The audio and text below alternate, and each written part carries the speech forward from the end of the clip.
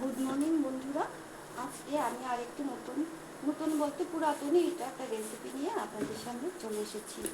আজকে আমি রান্না করব হচ্ছে মানে বেঁচে থাকা ডাল। অনেক সময় আমরা ডাল রান্না করলে অনেক সময় অল্প ডাল বেঁচে থাকে, মানে রাত্রেবেলা তো থাকে, রাত্রেবেলা দেখবেন বাসি ডাল খেতে ভালো লাগে না বা ঠান্ডা ডাল খেতে ভালো লাগে না, তখন এটা রেখে দেবেন।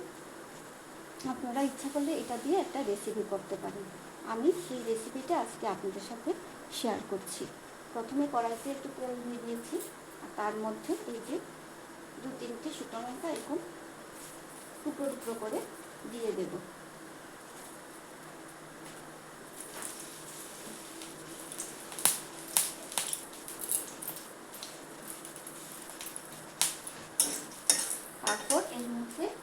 তারপর এর মধ্যে দিয়ে দিচ্ছি হচ্ছে রসুন, থেতো করা রসুন।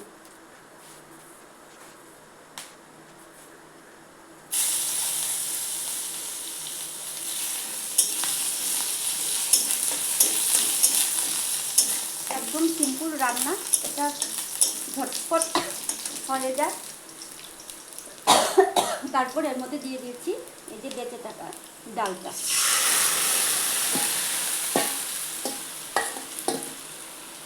এটাকে আমরা বলি ডাল শুকনা।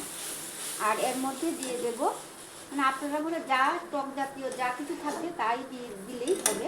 আমার ঘরে এখন বড়ই আছে, তাই আমি 3-4টে বড়ই এর মধ্যে দিয়ে দিচ্ছি।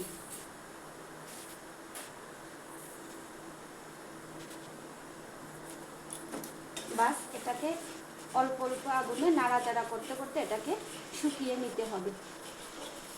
তারপর রেডি হয়ে যাবে আপনাদের ডাল শুকনা। এটা গরম গরম ভাতের সাথে খেতে ভীষণ ভালো লাগে। আপনারা একটা ট্রাই করে দেখতে পারেন। বন্ধুরা, আমার রেসিপিটা যদি ভালো লাগে তাহলে আমার চ্যানেলটাকে একটু সাবস্ক্রাইব করে দেবেন,